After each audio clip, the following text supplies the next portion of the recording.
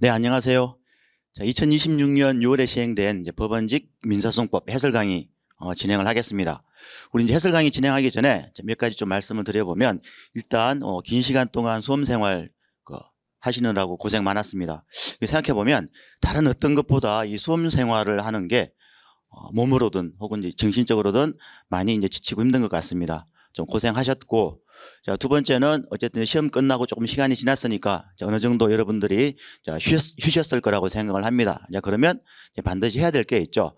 제가 이제 삼순환 과정이나 사순환 과정에서도 계속 말씀을 드렸지만, 시험을 보는 것도 중요하지만, 시험을 본 이후에 그 해설 강의를 듣고 복기를 하는 게 무엇보다 중요하다고 말씀을 드렸습니다. 자, 그래서 오늘 제가 이제 하는 해설 강의도 여러분들이 집중해서 들어보시고 복기를 좀 꼼꼼하게 하시길 바랍니다. 자, 왜냐하면 이 해설 강의를 듣는다는 얘기는 다시 한 번 더 이제 도전하는 분들이 많겠죠. 그래서 지난 시험 준비 기간 동안 해설 강의를 좀 잘 듣고 그리고 복기를 한 다음에 지난 시험에 이제 준비 기간 동안에 여러분들이 잘못 공부를 했던 부분이라든지 혹은 이제 복기를 한번 해보시면 개념을 정확하게 알지 못했던 부분 혹은 어떤 쟁점을 제대로 이해하지 못했던 부분들이 있을 겁니다. 자, 그런 부분들에 대해서 정확하게 복기를 하신 다음에 다시 한 번 더 준비를 하실 때는 그 방법, 공부 방법이라든지 공부의 방향을 좀 제대로 한번 설정을 하시길 바랍니다. 자, 또 하나 말씀드리면, 자, 올해 출제된 이제 100개 지문 중에 지금까지 이제 기출된 지문은 약 80개 내외 정도가 되고, 나머지 20개 내외는 첫 번째는 우리 이제 W에 제가 이제 출제 예상 문제로 나왔던 게 한 10몇 개가 되고, 그리고 기출 문제가 아니고 그 해설 부분에 나와 있는 부분, 그렇죠? 출제된 게 몇 개가 있습니다. 이제 무슨 얘기냐면, 이제 준비를 하실 때는 기존에 있던 기출 문제만 보시면 소송법을 준비하는데 좀 문제가 있을 수 있다는 겁니다. 어느 정도 안정적인 점수를 여러분들이 이제 받기 위해서는 그 해설 강의를 좀 들어보신 다음에 나중에 그 공부를 하실 때 좀 꼼꼼하게 보시는 게 좋습니다. 어떤 제도나 어떤 이제 주제가 있으면 좀 꼼꼼하게, 즉 법률 용어가 있을 때도 그 개념을 정확하게 이해를 하시고, 그리고 어떤 제도가 있을 때는 그 제도가 왜 있는지 그런 취지도 정확하게 이해를 하시면서 공부를 하시는 게 좋겠죠. 그 단순하게 이제 몇 개의 키워드를 가지고 암기하는 형태로 공부를 하시면 민사소송법에서 이제 좋은 점수를 받는 게 쉽지가 않습니다. 자, 그런 것들을 좀 염두에 두시고 해설 강의 진행하도록 할게요. 자, 먼저 이제 문제 1번 보도록 하겠습니다. 이제 문제 1번은 청구의 포기와 인락에 관한 다음 설명 중 가장 옳지 않은 것은, 먼저 보기 1번을 보도록 할게요. 자, 여기서 이제 키워드는 뭐냐면 이제 필수적 공동소송입니다. 그렇죠? 자, 필수적 공동소송의 경우 공동소송인 모두, 즉 전원이 일치해서 청구의 포기나 인락을 하여야 한다. 자, 이건 이제 뭘 묻는 겁니까? 자, 필수적 공동소송의 규정인 67조를 묻는 겁니다. 그렇죠? 그래서 공동소송인 가운데 한 명의 소송 행위는 모두의 이익을 위해서 효력이 있다라고 되어 있죠. 그래서 공동소송인 가운데 한 사람의 소송 행위는 그게 불리한 소송 행위인지 혹은 유리한 소송 행위인지를 따집니다. 근데 잘 아시겠지만 청구의 포기나 인락은 뭐예요? 불리한 소송 행위죠. 그래서 할 때 한 명이 해서는 안 되고 다 같이 해야겠죠. 그래서 이제 보기 1번은 옳은 지문이고, 자, 두 번째 보기 2번을 보도록 하겠습니다. 자, 주주총회 결의 하자를 다투는 소, 어떤 소들입니까? 주총결의 무효 확인해소, 그리고 주총결의 부존재 확인해소 같은 것들을 얘기를 하죠. 자, 그러한 주주총회 결의 하자를 다투는 소는 뭐가 있다? 우리가 배웠었죠. 자, 대세효가 있습니다. 그렇죠?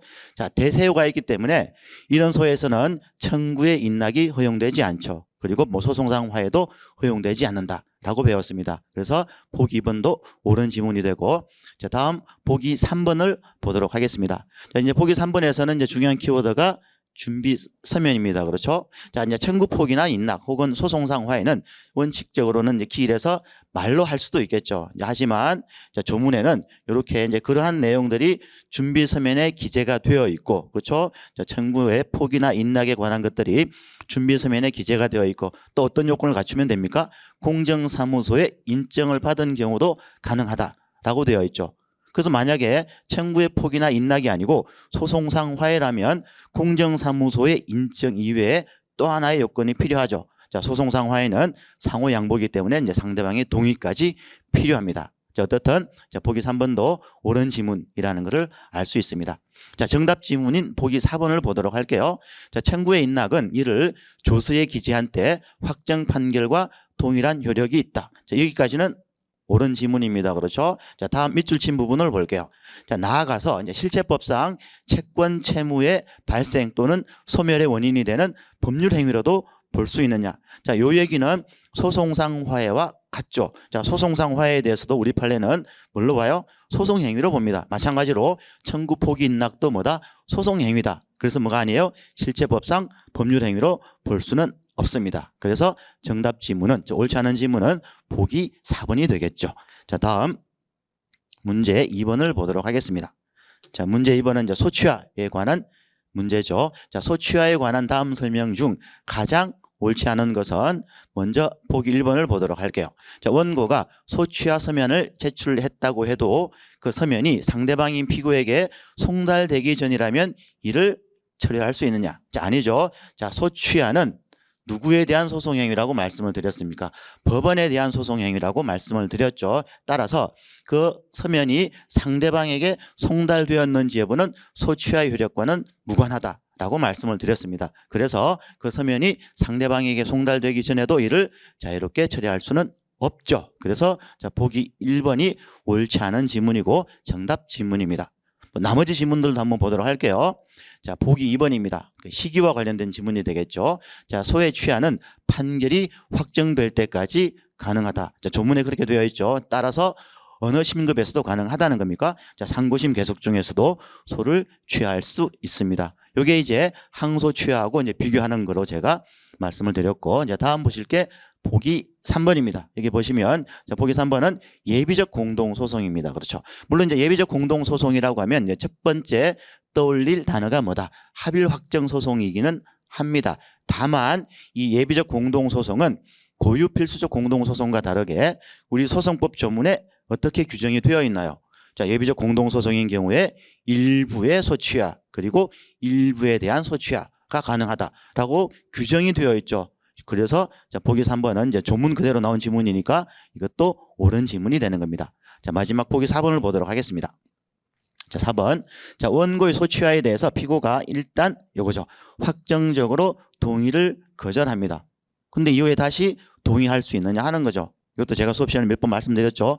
일단 한번 동의를 거절하면 끝이라고 말씀을 드렸습니다. 그래서 문제 2번에서는 옳지 않은 지문은 보기 1번이 되겠습니다. 자, 그렇게 보시고 자, 계속해서 보기 3번 보도록 할게요. 자, 보기 3번을 보시면 이제 보기 3번은 청구 변경에 관한 다음 설명 중 가장 옳지 않은 것은 자, 청구 변경이죠. 자, 먼저 보기 1번을 보시면 중요한 단어가 교환적 변경입니다. 그렇죠? 우리 이제 교환적 변경에 대해서는 우리 판례가 이른바 결합설을 취한다고 말씀을 드렸죠. 그래서 여기 지문에 그대로 친절하게 나와 있습니다. 구청구는 취하되고 신청구가 그렇죠? 신소 제기가 된 것으로 됩니다. 따라서 교환적 변경이 있으면 법원은 어떻게 하면 되겠습니까? 구청구는 소가 취하되었으니까 판단하면 안 되고 오히려 어떻게 해야 돼요? 신청구에 대해서 판단을 해야겠죠. 근데 밑줄 친 부분을 보시면 자, 신청구에 대해서 법원이 재판을 하지 않았다. 그럼 뭐가 되는 겁니까? 재판 누락이 되는 겁니다. 그래서 보기 1번은 옳은 지문이라는 것을 알 수 있고 자, 다음 보기 2번을 보도록 하겠습니다. 자, 소의 추가적 변경이 있을 때 자, 추가된 소, 즉 신소가 되겠죠. 이때 신소의 소송 계속의 효력 그리고 시효 중단의 효력은 그 서면이 상대방에게 송달된 때 생기느냐. 자, 요 보기 2번은 원고가 소를 제기한 경우하고 똑같이 취급하면 된다고 말씀을 드렸죠. 그래서 보시면 소송 계속의 효력은 당연히 그 서면이 상대방에게 송달되었을 때 생기지만 그가 뭐가 문제입니까? 요 시효 중단의 효력은 언제 발생하는 겁니까? 청구 변경 신청서를 제출했을 때 발생을 하는 거죠. 그래서 말씀드렸던 것처럼 소를 제기한 경우와 똑같이 취급하면 되는 겁니다. 그래서 보기 2번이 옳지 않은 지문이기 때문에 정답 지문이 되겠죠. 자, 이어서 보기 3번을 보도록 하겠습니다. 자, 1심 판결에 대해서 이제 패소한 당사자인 피고가 자, 항소를 합니다. 자, 그런데 자, 항소심에서 원고가 그 청구를 교환적으로 변경을 해요. 보기 1번에 아까 나와 있었죠. 자, 교환적 변경이 있으면 결합설에 따라서 구청구는 취하가 되고 신소가 제기된 것으로 되죠. 따라서 구청구는 소가 취하된 것으로 됩니다. 자, 소취하에는 어떤 효과가 있습니까? 소급적 소멸이라는 엄청난 효과가 있다고 말씀을 드렸죠. 그래서 구청구에 대한 1심 판결 그리고 구청구에 대한 항소는 어떻게 된다고 말씀을 드렸습니까? 소멸한다고 말씀을 드렸죠. 그러니까 항소는 이 세상에 없어요. 근데 그 이후에 다시 피고가 항소를 취하할 수 있습니까? 없죠. 왜냐하면 항소를 취하한다는 얘기는 항소를 말 그대로 취하한다는 얘기인데 이미 항소는 소급해서 소멸해서 없어졌습니다. 따라서 어떤 표현이 나오는 건가요? 항소 취하는 대상이 없기 때문에 무효다. 자, 항소 취하뿐만 아니고 뭐도 안 된다 그랬습니까? 항소 각하도 안 된다고 말씀을 드렸죠. 자, 그래서 보기 3번도 옳은 지문이라는 것을 알 수 있습니다. 자, 다음 보기 4번을 보도록 할게요. 자, 가등기에 기한 본등기 청구. 자, 이 본등기 청구는 뭐예요? 소유권 이전 등기 청구죠. 자, 소유권 이전 등기 청구에 대해서 우리 판례는 소송물을 특정할 때 어떻게 특정을 하는 겁니까? 소유권 이전 등기 청구는 등기 원인마다 별개의 소송물로 보죠. 자, 그런데 뒤에 보도록 할게요. 자, 본등기 청구를 하면서 가등기의 피담보 채권을 처음에는 대여금 채권이라고 주장을 했다가 나중에 손해배상 채권이라고 주장을 했을 때 이때 대여금 채권이나 손해배상 채권은 소송물을 특정하는 요소가 되느냐? 아닙니다. 그렇죠? 그래서 따라서 이 경우는 청구의 변경에 해당하지 않죠. 그래서 이제 보기 4번도 보시면 실제 판결 요지를 보시면 등기 원인은 그대로 뒀었죠. 그렇죠? 동일한 등기 원인을 그대로 가져갔다는 사실 이제 표현이 있는데 이제 그 표현을 빼고 이렇게 출제가 되었습니다. 그래서 등기 원인은 그대로 되었기 때문에 청구 변경에 해당하지 않죠. 자, 같은 소송물이 되겠습니다. 자, 그렇게 정리하시고 자, 다음 문제 4번 보도록 할게요. 자, 문제 4번은 주제가 이제 재판상 자백과 자백 간주죠. 자, 재판상 자백 및 자백 간주에 관한 다음 설명 중 가장 옳지 않은 것은 자, 보기 1번을 보시면 자, 보기 1번은 이제 재판상 자백이 성립하는 그 모습을 나타내는데 재판상 자백은 두 가지 표현이 있죠. 당해 소송이어야 합니다. 그렇죠? 자, 당해 소송이어야 하고 자, 두 번째 당해 소송의 자, 변론 기일이나 그렇죠? 혹은 변론 준비기일에서 진술하는 것이 재판상 자백이 될 수 있죠. 그래서 다른 소송이라든지 혹은 변론기일이나 변론 준비기일에서 당사자가 자유롭게 진술하는 게 아니고 요거죠. 당사자 신문, 즉 법원이 신문을 하는 도중에 상대방 주장과 일치하는 진술을 했다. 그래도 재판상 자백은 성립하지 않습니다. 그래서 옳은 지문이라는 것을 알 수 있고 자, 다음 보기 2번을 보도록 할게요. 자, 소유권에 기한 이전 등기 말소 청구의 소가 제기가 되었는데 피고가 원고 주장의 소유권, 그렇죠? 여기 제가 이제 색깔을 이렇게 표시를 했죠. 이 소유권 부분에 대해서 소유권을 인정하는 진술을 했을 때 얘는 우리가 뭐라고 배웠습니까? 선결적 법률 관계라고 배웠죠. 그래서 선결적 법률 관계입니다. 그렇죠? 자, 진술에 불과하기 때문에 이를 재판상 자백으로 볼 수 없느냐. 자, 그래서 정리하면 우리 이제 자백이 성립을 하려면 그 자백의 대상은 뭐가 된다? 자, 주요 사실입니다. 그렇죠? 자, 주요 사실. 자, 우리 이제 주장은 크게 두 가지가 있죠. 사실상 주장이 있고 법률상 진술이 있습니다.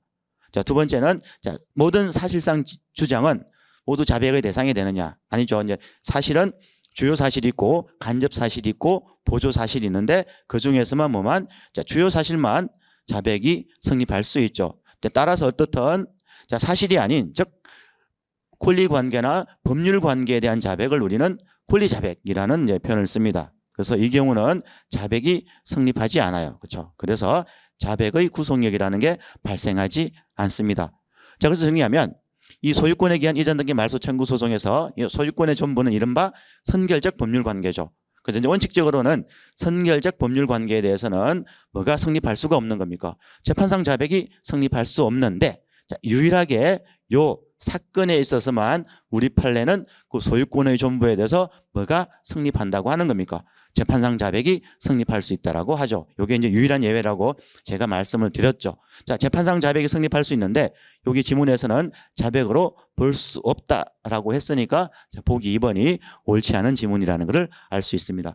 어쨌든 이 지문도 이제 기출 문제로 여러 번 출제가 되었죠. 자, 두 번째 보실게. 자, 보기 3번입니다. 그렇죠? 여기서 키워드는 뭐다? 이행불능입니다. 이행불능. 자, 이행불능은 바로 우리 판례는 뭘로 봅니까? 법률상 진술로 보죠. 말하자면 법률적 효과에 관한 진술. 약간 이제 말씀을 드렸지만 재판상 자백이 성립할 수 있는 그 대상은 사실 중에서도 주요 사실만, 구체적 사실만 재판상 자백이 성립할 수 있습니다.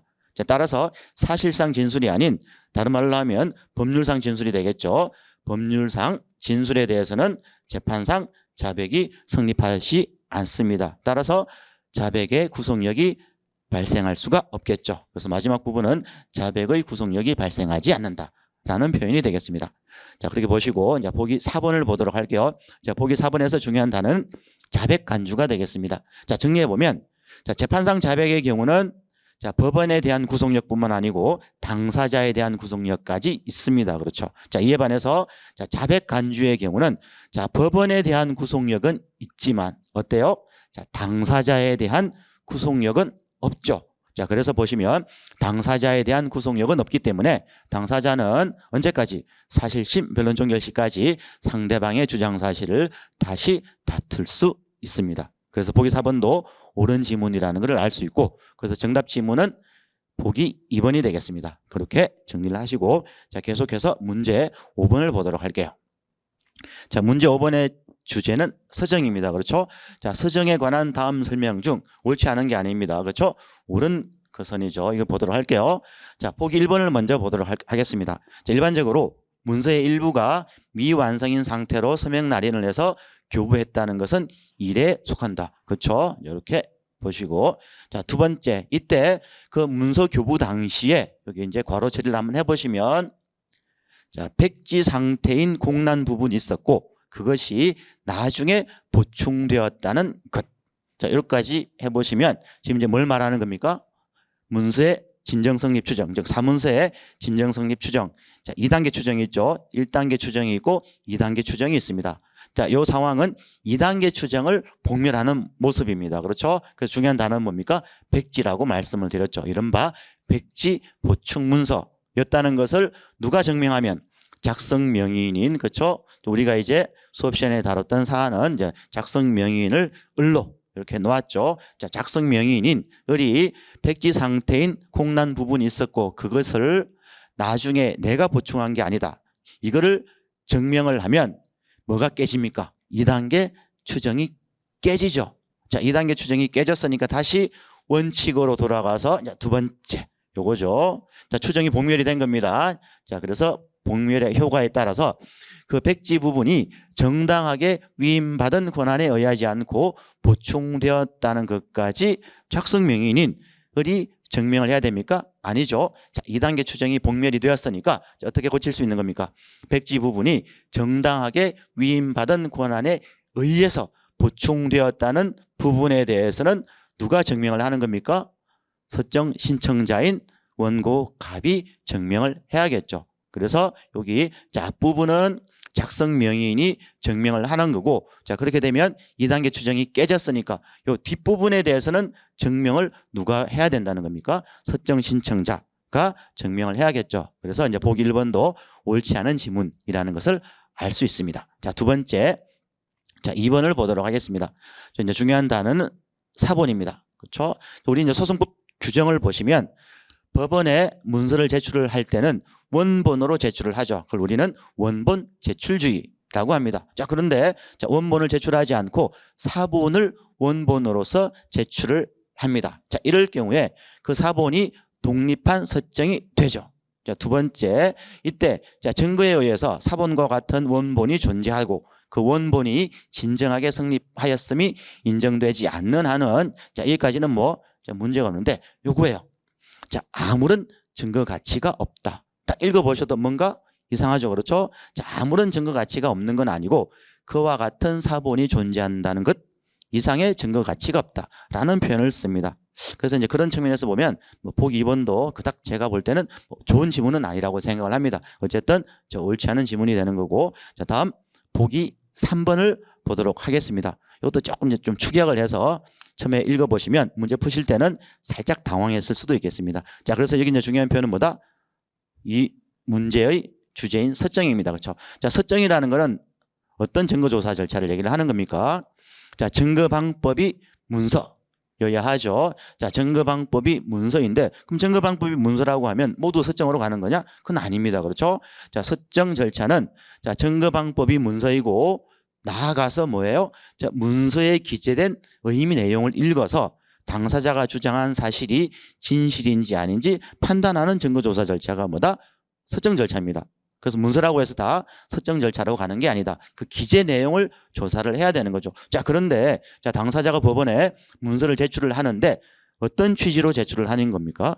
위조되었다는 취지로 제출을 해요.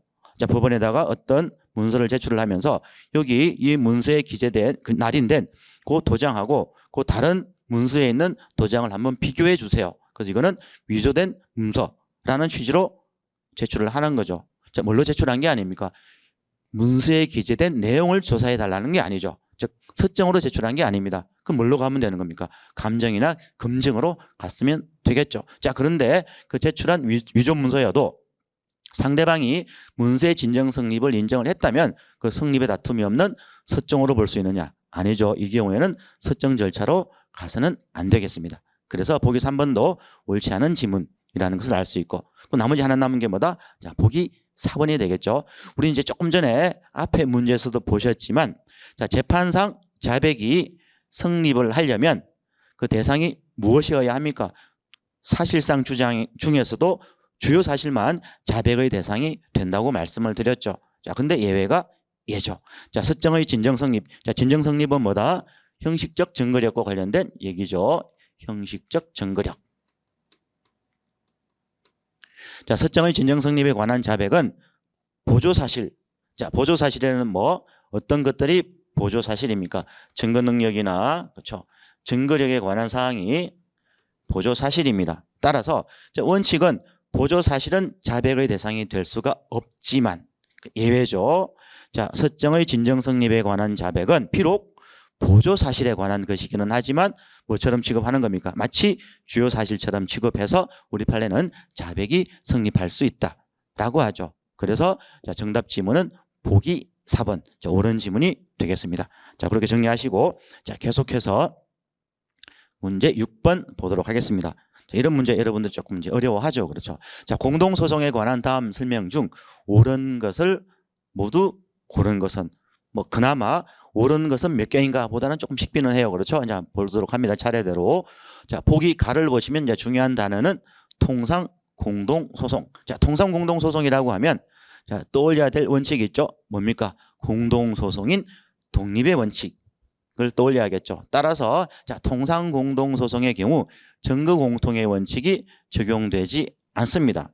따라서 만약에 공동소송인 중 한 사람의 자백은 그 공동소송인에 대해서만 자백의 효력이 있고 다른 공동소송인에 대해서는 자백의 효력이 미치지 않죠. 그래서 보기 가는 옳지 않은 지문이라는 것을 알 수 있습니다. 자, 다음 나를 볼게요. 자, 합유. 자, 합유라고 하면 이제 기본적으로는 뭐다? 고유, 그렇죠? 필수적 공동소송이라고 우리가 이제 공부를 했었죠. 이제 다만 합유관계 소송임에도 불구하고 이제 몇 가지 예외가 있었습니다. 그 중에 하나입니다. 그렇죠? 자, 합유물에 관해서 경료된 원인 무효의 소유권 이전 등기의 말소를 구하는 소송은 뭐 보존행위라는 단어가 나와야겠죠. 그래서 보존행위이기 때문에 뭐가 가능하다? 고필공 형태가 아니고 어떻게 할 수도 있다. 각자가 단독으로 할 수도 있습니다. 그래서 이제 보기 나가 그렇죠? 옳은 지문이라는 것을 알 수 있고 이제 계속해서 보기 다를 보도록 할게요. 자, 원인 무효의 등기가 공유물 중에 특정 공유자의 지분에만 한정해서 자, 읽으실 때는 빠르게 이제 머릿속에 어떤 상황이라는 것을 여러분들이 떠올리시면 되겠습니까? 자, 공유자 갑 A, B가 있는데 그렇죠? 여기 B라는 공유자의 지분에 대해서 원인 무효로 누구 명의로 피고을 명의로 그렇죠? 이전 등기가 되어 있다. 라고 가정을 해보면 이때 그로 인해서 지분을 침해받게 된 특정 공유자, 얘는 당연히 자기가 말소 청구를 할 수가 있겠죠. 근데 그 특정 공유자, 즉 B 지분권자가 아닌 갑이나 A가 되겠죠. 나머지 공유자들도 공유물의 보존 행위로서 위 등기의 말소를 구할 수 있느냐? 안 됩니다. 그렇죠? 그래서 얘는 옳지 않은 지문이라는 것을 알 수가 있죠. 근데 지금까지 보시면 이제 가가 옳지 않고 나가 옳은 지문, 그리고 다가 옳지 않은 지문입니다. 이것도 이제 이번에 출제 예상 문제로 출제가 되었죠. 자, 다음 제가 봤었고 이제 라를 보도록 할게요. 이건 이미 한번 출제가 되었죠.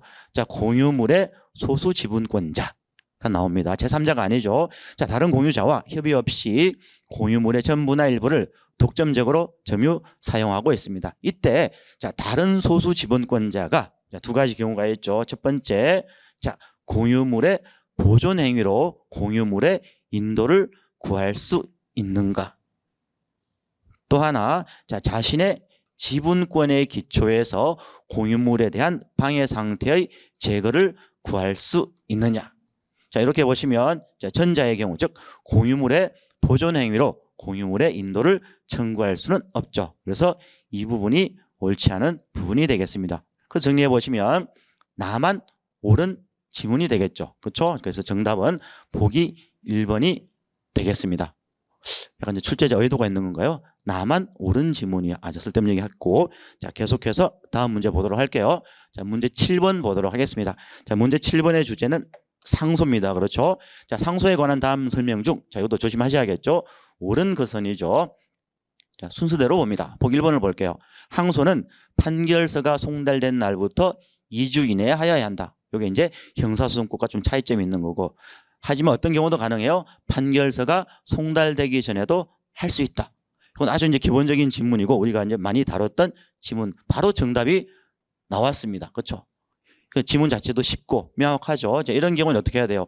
2번, 3번, 4번을 굳이 읽을 필요가 없겠죠. 바로 다음 문제를 풀어야 됩니다. 다만 2번, 3번, 4번을 안 봤기 때문에 자, 문제를 전부 다 푼 다음에 다시 조금 마음이 그렇죠 불안할 때는 그때 다시 2번, 3번, 4번을 보시면 되겠습니다. 자, 어떻든 문제 7번의 경우는 자, 보기 1번이 이제 명확하게 정답 지문이라는 것을 알 수 있습니다. 자, 다음 보기 2번을 보도록 하겠습니다. 이러면 이제 다시가 아니고 자, 신설된 조문이죠. 그렇죠?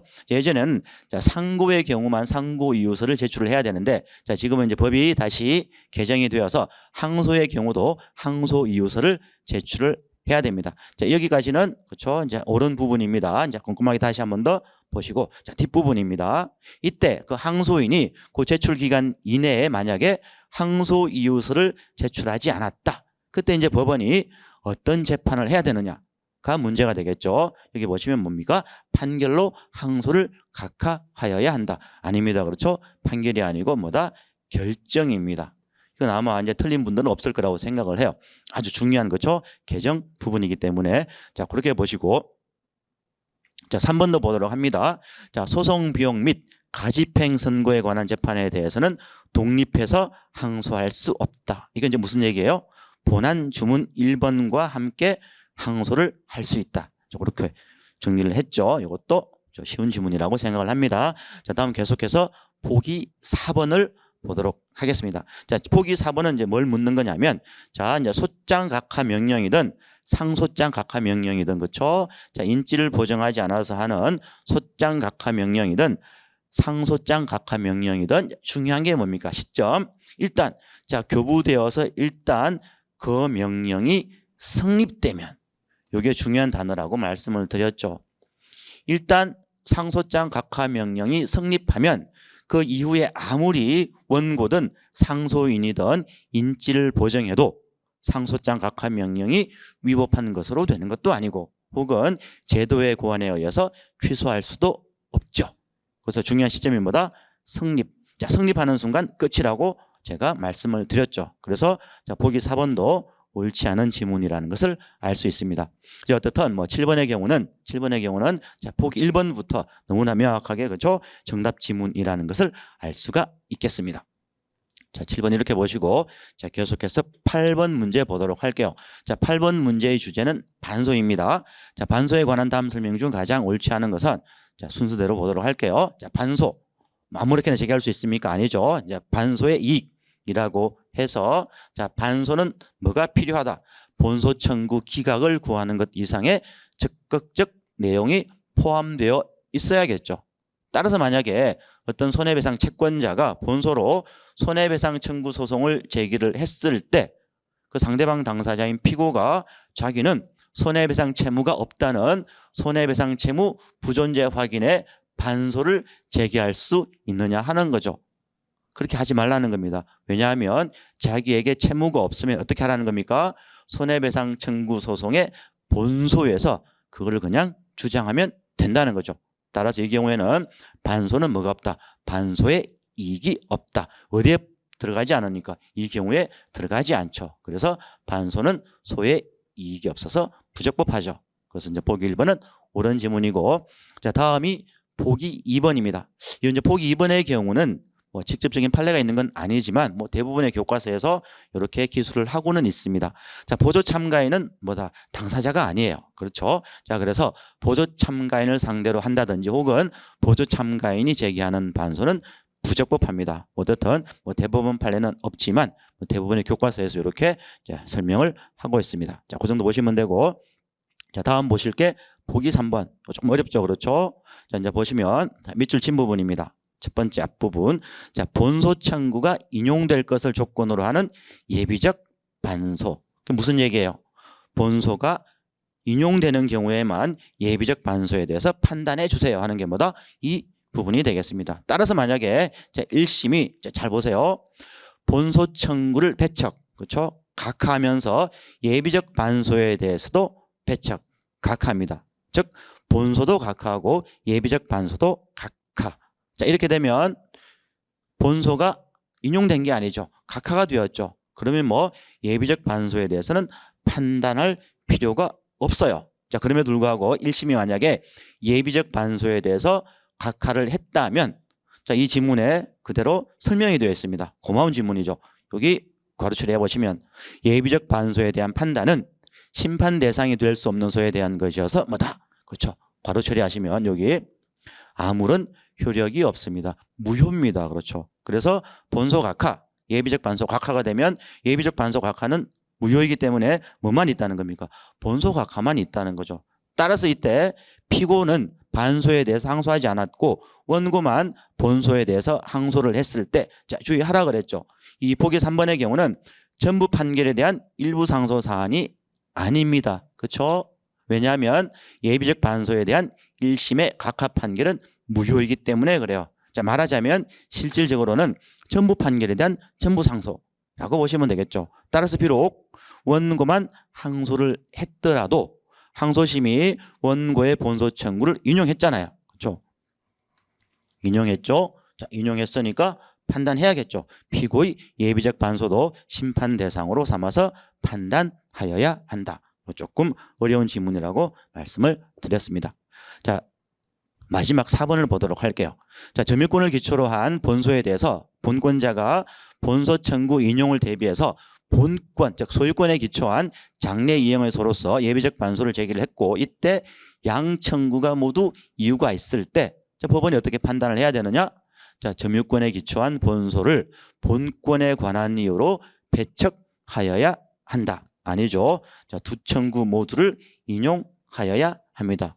이렇게 해야 되는 이유는 민법 조문 때문에 그렇다라고 말씀을 드렸죠. 그래서 문제 8번에서 자, 옳지 않은 지문은 보기 4번이 되겠습니다. 자, 그렇게 정리를 하도록 할게요. 자, 계속해서 문제 9번을 보도록 하겠습니다. 자, 문제 9번은 이제 주제가 증거조사입니다. 그렇죠? 자, 여기도 주의하실 게 이제 옳은 지문을 고른 거죠. 자, 보기 1번을 봅니다. 자, 제3자가 중요한 부분이 되겠죠. 자, 그래서 자, A하고 B하고 대화하는 도중에 대화 참가자인 A가 B의 동의를 받지 않고 녹음을 합니다. 그건 증거 능력이 있죠.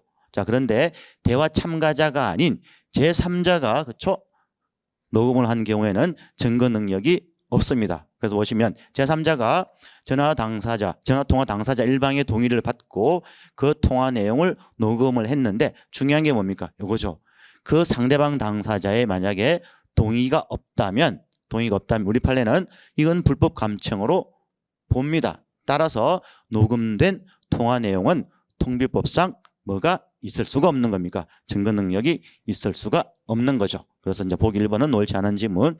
자, 두 번째 보기 2번을 봅니다. 자, 이제 증거 능력을 묻는 건데 형사소송에서는 증거 능력의 제한이 많죠. 하지만 우리 이제 민사소송에서는 우리 판례가 원칙적으로는 증거 능력의 제한이 없다고 봅니다. 따라서 소송 중에 작성된 문서, 즉 소제기 후에 작성된 문서도 뭐다? 증거 능력이 있죠. 그래서 보기 2번도 옳지 않은 지문이라는 것을 알 수 있고, 자, 다음 보기 3번을 갑니다.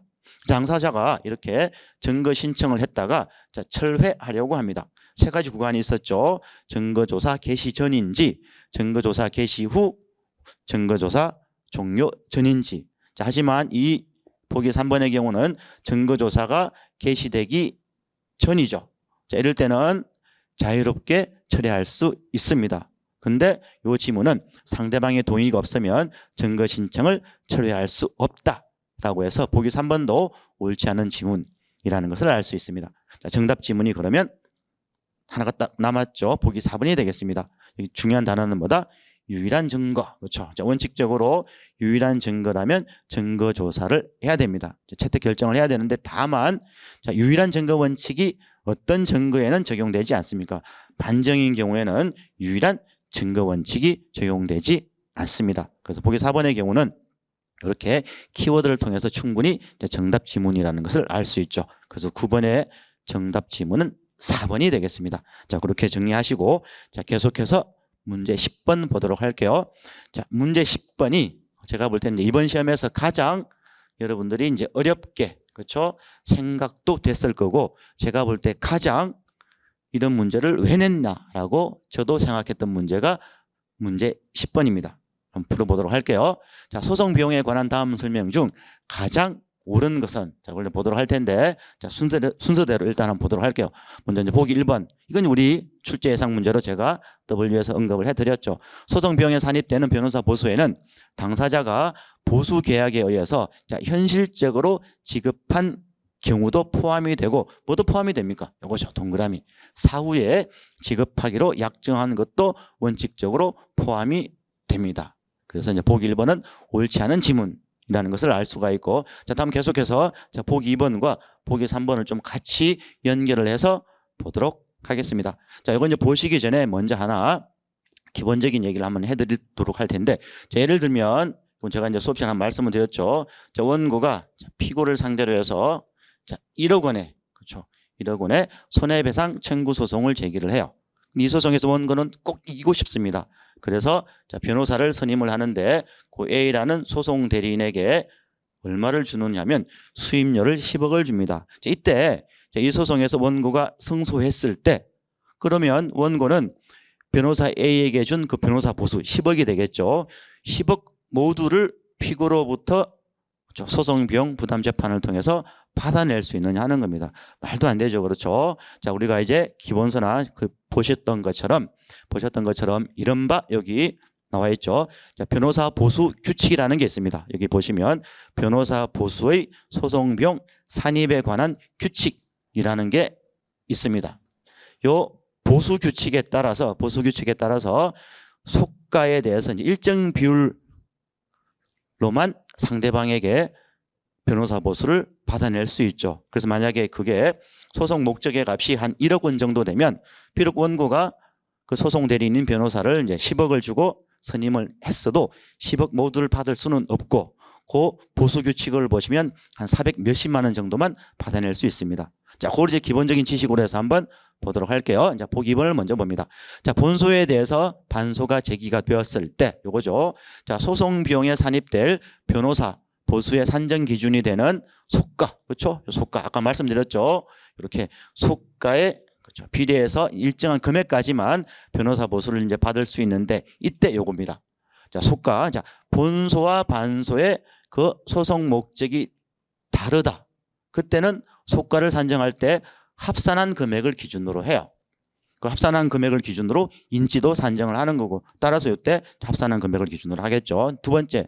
하지만 만약에 본소하고 반소의 소송 목적이 같다. 그때는 소송 목적의 값을 산정할 때 합산하지 않고 큰 금액을 기준으로 하겠죠. 이게 속과가 되는 겁니다. 그러니까 이거를 기준으로 어떻게 하겠습니까? 산정 기준이 되겠죠.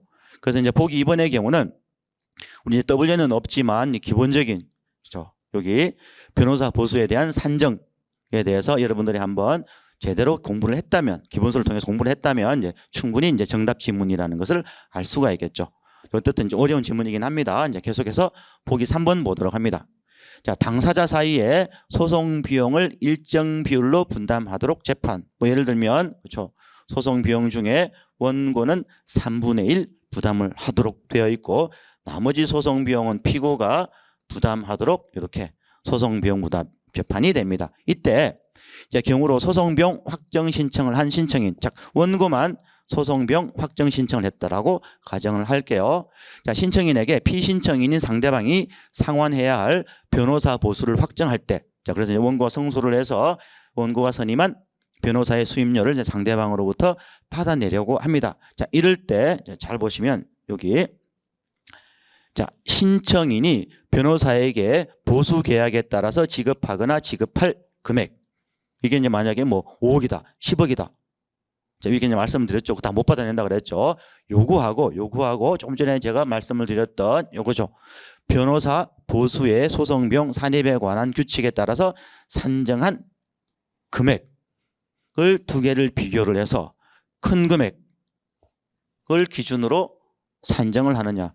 이렇게 하면 말도 안 되겠죠. 아까 말씀드렸던 것처럼 1억짜리 손해배상 청구 소송인데 원고가 만약에 변호사를 10억을 주고 선임을 했다. 그럼 이걸 기준으로 한다는 거잖아요. 말이 안 되겠죠. 그렇죠? 뭘 기준으로 하겠습니까? 큰 금액이 아니고 작은 금액을 기준으로 합니다. 자, 어떻든 이것도 어쨌든 조금 여러분들 찬찬히 읽어보시면 요 2번하고 3번을 그렇죠? 옳은 지문인지 옳지 않은 지문인지 골라낼 수는 있는데 그 짧은 시간 안에 2번, 3번을 보시면서 더더군다나 이제 처음 보는 지문이잖아요. 그 정답을 이제 찾아내는 것은 쉽지는 않았다고 생각을 합니다. 자, 그 중에서도 그렇죠. 하이라이트는 4번입니다. 이런 문제를 왜 냈는지 모르겠습니다. 채권조사 확정 재판. 자, 저도 이 용어 자체는 처음 들었습니다. 그렇죠. 이건 이제 파산 절차나 찾아봤더니 파산 절차나 이런 부분에서 나오는 겁니다. 예를 들면 채무자가 파산을 하면 채권자가 많이 이제 신고를 하겠죠. 저도 채권자입니다. 그리고 이제 채권액도 신고를 합니다. 뭐 예를 들면 채권액이 1억입니다. 5억입니다. 이렇게 했을 때, 자, 이의 신청을 하게 되면 그때 실제 그 사람이 채권자인지, 두 번째 이제 채권자라면 채권액이 얼마인지 그 확정하는 것을 채권조사 확정재판이라 그래요. 그 파산 절차에 나오는 개념입니다. 저도 처음 들었는데 더더군다나 여러분들은 처음 듣겠죠.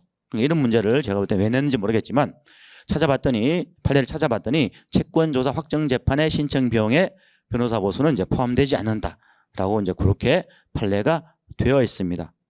자, 어떻든 문제 10번 아까 말씀을 드렸죠. 아마 이제 이번 시험에서 가장 어려웠던 부분이고 좀 시간을 들여서 보시면 뭐 1번은 당연히 우리가 한번 봤던 거니까 2번, 3번을 통해서 한번 정답을 골라낼 수 있었겠지만 그 짧은 시간 안에 정답 지문을 골라내는 거는 어려운 문제가 10번이라고 생각을 합니다. 그런 면에서는 이거는 변별력과도 아무런 그렇죠. 관계도 없는 문제예요. 그 문제가 어렵다고 해서 변별력이 있느냐? 그건 아니잖아요. 그렇죠? 그래서 이제 문제 10번은 이번 시험에서는 가장 제가 볼 때는 문제가 되는 문제가 문제 10번이라고 생각을 합니다.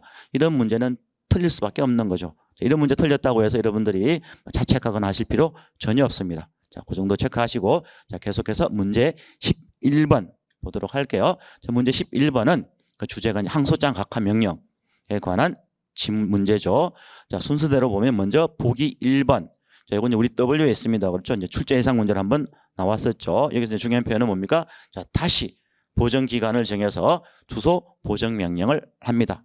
자, 어떤 사안이었습니까? 1차 보정 명령이 있었고 이제 두 번째 2차 보정 명령이 있죠. 이렇게 되면 당연히 뭘 기준으로 하겠습니까? 2차 보정 명령의 보정 기간을 기준으로 하겠죠. 자, 그래서 보시면 자, 항소심 재판장이 다시 보정 기간을 정해서 주소 보정 명령을 한 경우 다시 한 주소 보정 명령의 보정 기간이 경과하기 전이라면 각하 명령 못 합니다. 종전 주소 보정 명령의 보정 기간 내에 보정 의무를 이행하지 않았음을 이유로 해서 뭘 할 수 없다. 항소장 각하 명령을 할 수가 없겠죠. 당연합니다. 그렇죠?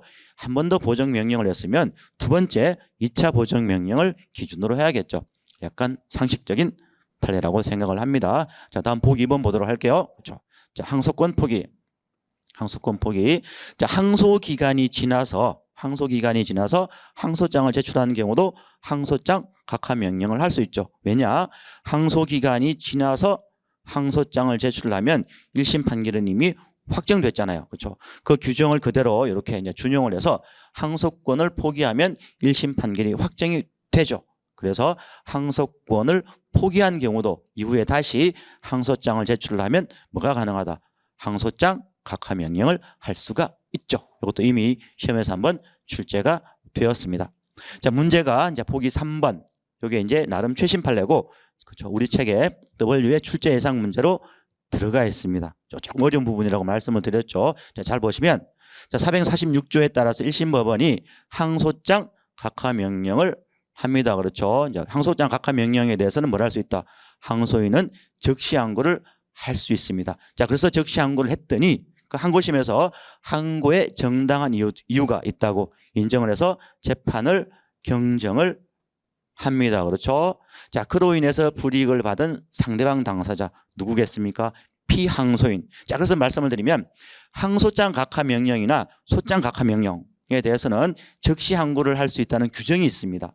자, 그런데 이 경우에서도 그래서 항소인이 즉시 항고를 해서 이렇게 재판을 경정을 합니다. 즉 항소장 각하 명령을 취소했다는 얘기죠. 그러면 누구한테 불이익이 있습니까? 상대방 당사자인 피항소인에게 불이익이 있습니다. 이때 피항소인, 즉 불이익을 받는 피항소인이 불복할 수 있는 규정이 없어요. 그래서 이제 두 가지 견해가 있다 그랬죠. 불복할 수 없는 규정이 없으니까 특별 항고를 할 수 있을 뿐이다 라고 해석할 수도 있겠으나 우리 판례는 그 상대방 당사자는 뭘 할 수 있다? 그 경정재판에 대해서 즉시 항고를 할 수 있다라고 합니다. 자, 여기서 이제 말하는 거는 뭘 그대로 준용을 하는 겁니까? 자, 판결 경정. 우리 공부를 했었죠. 판결의 경정 신청을 했을 때, 자, 기각 결정이 있을 수도 있겠고, 혹은 경정 결정을 할 수도 있겠죠. 그때 나오는 두 문자가 뭐였습니까? 경기특별 즉시 경정이었죠. 그래서 재판 경정, 즉 판결 경정 결정에 대해서는 뭘 할 수 있다? 즉시 항고를 할 수가 있습니다. 그 조문을 그대로 이제 준용을 해서 이 경우도 뭐가 가능하다? 특별 항고가 아니고 즉시 항고를 할 수 있다라는 게 우리 판례 입장이죠. 그래서 두 문자 한번 써보시면 이렇게 공부를 했었죠. 경기특별, 그렇죠?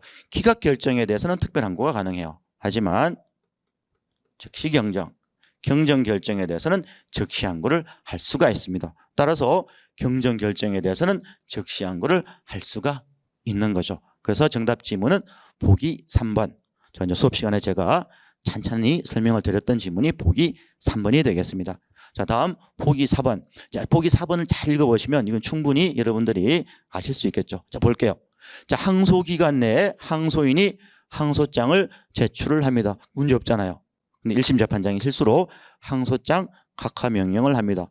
어떻게 하겠습니까? 항소인이 빽 하겠죠. 그래서 항소인이 즉시 항고를 했더니 또 안 받아줍니다. 그렇죠? 항고를 기각하고 또다시 재항고를 했더니 그마저도 받아주지 않아요. 누가 억울합니까? 항소인 억울하잖아요. 그렇죠? 도움을 줘야겠죠. 그래서 이 경우에는 항소장 각하 명령에는 461조에 의해서 준용되는 451조 1항 9호에서 정한 판단 누락이 되겠죠. 해당하기 때문에 뭐가 가능하다? 준재심의 사유가 된다는 겁니다. 자, 그렇게 정리하시면 되겠죠. 그래서 여기서는 옳지 않은 지문은 보기 3번이 되겠습니다. 그렇죠? 자, 그렇게 정리하시고 계속해서 문제 12번 보도록 할게요. 자, 문제 12번의 주제는 소송 종료입니다. 근데 가만히 읽어보면 이게 과연 소송 종료와 관련된 지문이냐? 라는 생각이 들어요. 이것도 조금, 그렇죠. 거기 이제 문제 주제에 비해서는 지문 자체는 조금 문제가 있는 것 같습니다. 이거는 그렇게 볼 수 있습니다. 소송 종료와 관련된 부분이니까 순서대로 보도록 할게요. 자, 소송 종료에 관한 다음 설명 중 가장 옳지 않은 것은 1번부터 봅니다. 자, 소송법 219조에 이는 원고가 소권을 남용해서 딱 읽는 순간 뭐예요? 악성 민원이기 때문에 개정된 조문이라고 말씀드렸죠. 이제 신설된 조문. 자, 속건을 남용해서 청구가 이유가 없음이 명백한 소를 반복적으로 제기를 합니다. 자, 이때 이제 조문이 다시 신설이 됐다고 말씀드렸죠. 법원은 결정을 통해서 뭐 과태료 처분을 할 수 있는데 이때 요 규정이 1심 절차에만 적용이 되고 요 항소심 절차에는 적용되지 않느냐. 아니죠. 조문을 보시면 속건 남용하고 괄호에 어떻게 되어 있습니까? 항소권 남용을 포함한다 라고 되어 있습니다. 그래서 이제 복 1번이 옳지 않은 지문이라는 것을 알 수가 있죠. 자, 계속해서 복 2번 보도록 할게요. 우리 이제 판결의 경우는 성립 시기하고 효력 발생 시기가 같죠. 자, 선고했을 때입니다. 하지만 자, 결정과 명령의 경우는 효력 발생 시점이 언제다? 상당한 방법으로 고지했을 때. 우리 이제 보통의 고지 방법은 송달이기는 하죠. 자, 고지했을 때 효력이 생깁니다. 따라서 고지했을 때 효력이 생기기 때문에 그 고지가 어떻게 되었는지, 언제 되었는지, 어디서 되었는지가 중요할 거 아닙니까? 그래서 우리 조문에는 법원 사무관 등은 그 고지의 방법, 고지의 장소, 고지의 날짜를 원본에다가 덧붙여 적고 날인하도록 이제 규정을 하고 있습니다. 보통 이제 시험에 출제가 되는 거는 이제 쉼표 앞문장까지 이렇게 출제가 되는데 이번 시험에서는 이제 뒷부분까지 그렇죠? 이렇게 이제 출제가 되었습니다. 자, 그 정도 보시고 자, 계속해서 보기 3번을 보도록 할게요. 이렇게 돼 있죠.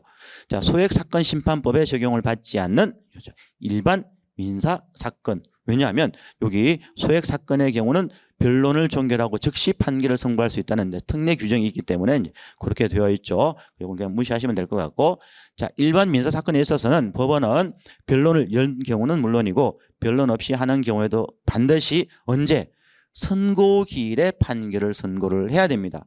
그래서 선고기일을 지정하고 당사자에게 그 선고기일 통지서를 송달을 한 다음에 해당 선고기일에 그렇죠, 판결을 선고를 해야 돼요. 어떤 경우에도 소를 각하하는 경우에도 마찬가지입니다.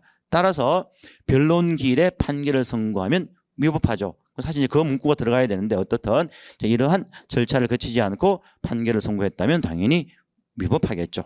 그렇게 보시고 다음 보기 4번을 보도록 하겠습니다. 보기 4번은 우리가 수없이 다루었던 사안입니다. 자, 수개의 청구를 모두 기각, A 청구 기각, B 청구 기각. 자, 전부 판결이네요. 자, 1심 판결에 대해서 원고가 다 항소하지 않고 그렇죠? 일부에 대해서만 항소합니다.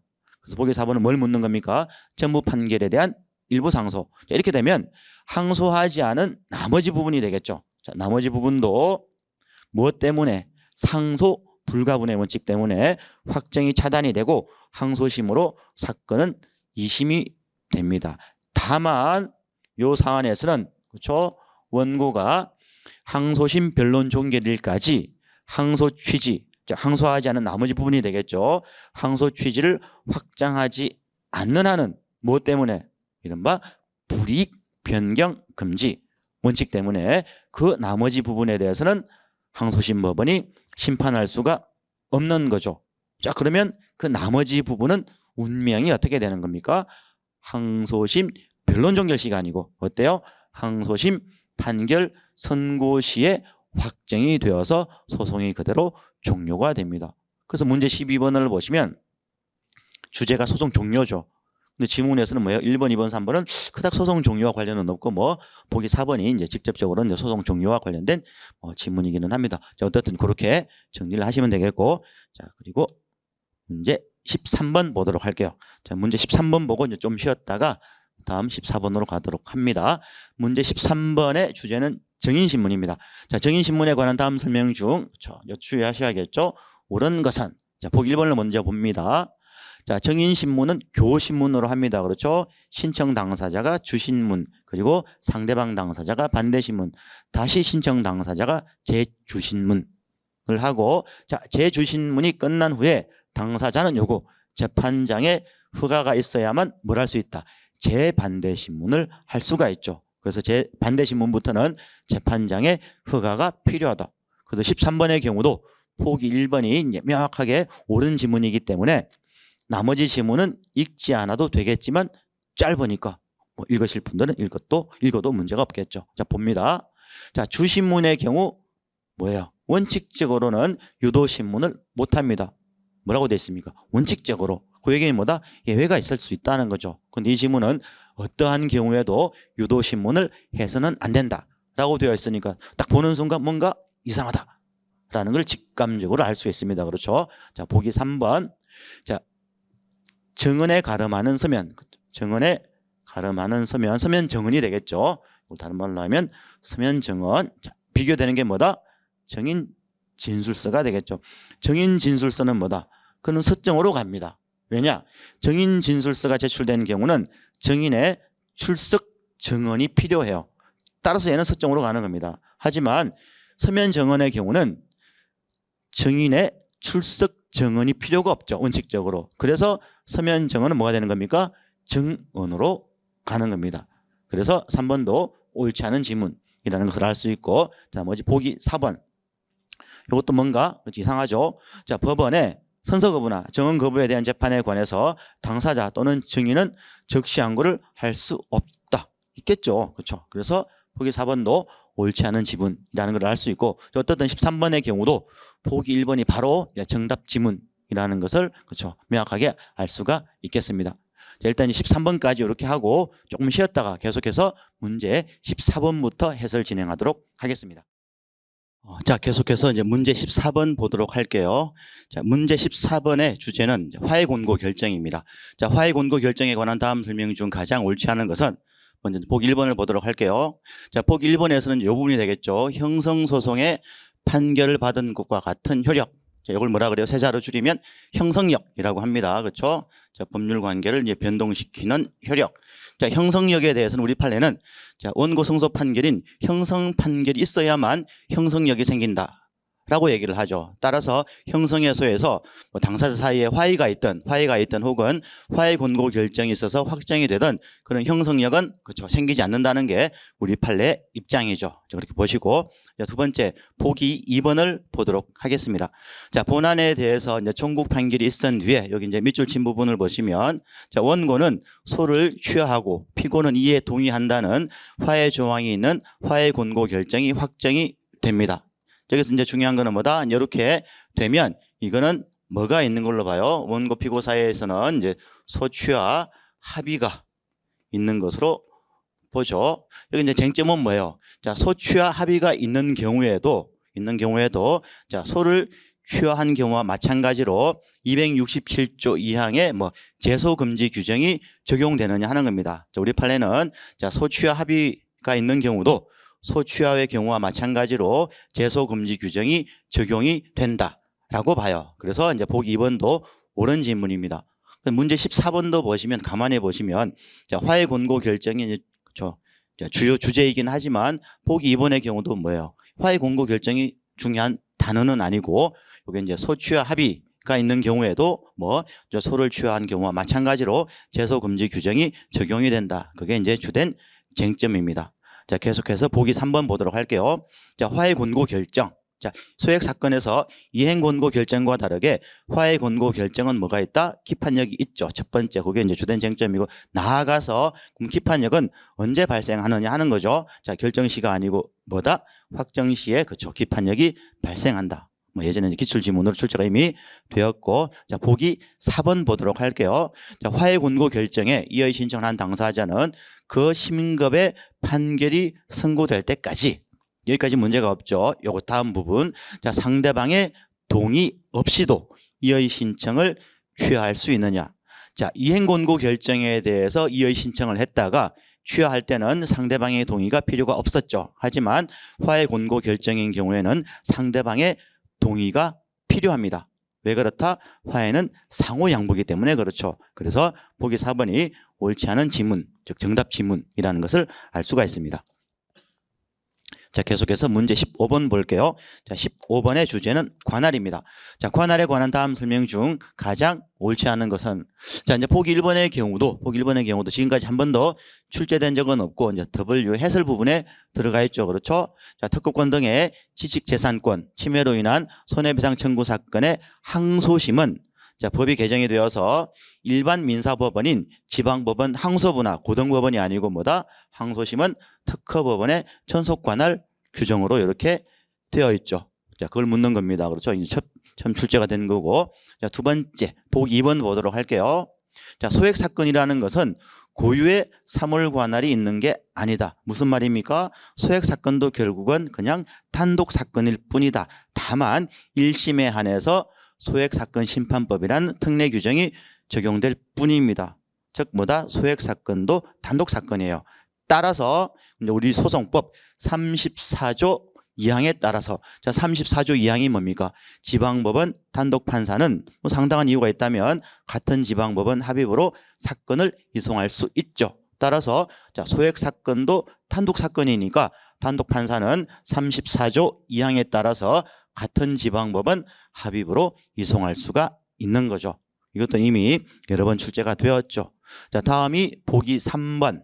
이게 이제 조금 지문이 좀 특이하죠. 그렇죠? 자, 이제 보기 3번의 경우는 이제 묻는 게 1심 사물 관할을 묻는 겁니다. 자, 그래서 지방법원 단독 판사가 담당할 거냐 혹은 지방법원 합의부가 담당할 거냐. 자, 그런 측면에서는 그냥 여기 부장판사라는 표현보다는 지방법원 합의부라는 표현을 썼으면 좋았을 텐데 왜 굳이 이런 표현을 썼는지 모르겠습니다. 그래서 부장판사가 아닌 단독 판사에게 배당된 사건, 뭐 단독 사건이겠죠. 자, 청구 취지 확장, 뭐 변론 병합을 포함해서 반소, 독립 당사자 참가 등으로 속가가 2억 원을 초과하게 되는 경우에는 단독 판사가 아닌 부장판사, 즉 지방법원 합의부가 심판하여야 한다. 자, 1심 사물 관할 기준은 소송 목적의 값이 얼마입니까? 2억 원이 아니고 5억이죠. 그렇죠? 자, 일단 요게 이제 문제가 있는 거고, 자, 나머지 부분들도 한번 챙겨보시면 아까 제가 이제 보기 3번이 조금 이상하다고 말씀을 드렸죠. 여기 부장판사라는 표현 대신에 지방법원 합의부라는 표현을 썼으면 더 좋았을 텐데 왜 이런 표현을 굳이 썼는지 알 수가 없고, 두 번째, 물론 청구 취지를 확장해서 속가가 5억 원을 초과하면 이제 원칙은 뭐예요? 지방법원 합의부가 담당을 하는 게 원칙이다. 하지만 우리가 이제 변호사 해설을 통해서 보여줬지만 변론 관할이 성립하면 그때는 그냥 단독 판사가 그대로 심판해도 되는 거고. 자, 두 번째, 여기 이제 청구 병합과 다르게 요거죠. 변론 병합의 경우는 뭐예요? 합산이 아닙니다. 그렇죠? 다액을 기준으로 합니다. 그래서 이것도 조금 문제가 있는 부분이고, 또 하나, 자, 그래서 만약에 자, 단독 판사 사건 도중에 만약에 이제 피고가 반소를 제기를 했을 때 자, 합의부로 이송할 건지 여부는 합산해서 본소와 반소를 합산해서 5억 원을 초과하는지를 따지는 게 아니고 뭐다? 반소 자체의 속가를 기준으로 해서 5억을 초과하면 원칙적으로 합의부로 이송한다. 다만 그 경우에도 뭐다? 변론 관할이 성립하면 단독 판사가 판단할 수 있죠. 자, 그런 측면에서는 자, 보기 3번의 경우 그렇죠. 출제자가 어떤 의도로 출제했는지 모르겠지만 이제 여러 부분에서 문제가 있는 부분들이 많죠. 그래서 어떻든 자, 보기 3번이 특히 이제 이 부분에서 옳지 않은 지문이라는 것을 알 수가 있습니다. 보기 4번은 한번 보시면 되겠죠. 우리 시험에서도 한번 출제가 되었던 조문입니다. 자, 다음 문제 16번 볼게요. 자, 이제 문제 16번은 주제가 문서 제출 명령이죠. 자, 주의할 게 가장 옳은 것은입니다. 그렇죠? 자, 보기 1번을 볼 텐데, 자, 보기 1번은 한 번도 출제가 되지 않았습니다. 그렇죠? 이번에 우리 시험에 처음 출제가 되었고, 우리 W에 출제 예상 문제로 이제 들어가 있죠. 이제 키워드는 뭐다? 인용 문서입니다. 그렇죠? 인용 문서. 자, 문서 제출 명령의 대상이 되는 문서. 자, 두 가지가 있죠. 1항에 열거 문서가 있고 2항에 열거 문서 이외의 나머지 문서도 이제는 모두 제출 의무가 있는데 그 열거 문서 중에 하나가 뭐다? 인용 문서였죠. 자, 그러면 뭐가 인용 문서냐? 한번 보도록 할게요. 이제 다음 시험에 또 나올 수도 있으니까. 자, 당사자가 소송에서 문서 그 자체를 증거로서 인용한 경우 이건 당연히 이제 포함이 되는데 자, 뭐까지 우리 판례는 인용 문서에 포함을 시킵니까? 이 부분이죠. 자, 자기 주장을 명백히 하기 위해서 적극적으로 문서의 존재, 내용을 언급을 해서 자기 주장의 근거나 보조 자료로 삼은 문서까지도 우리 판례는 뭘로 봅니까?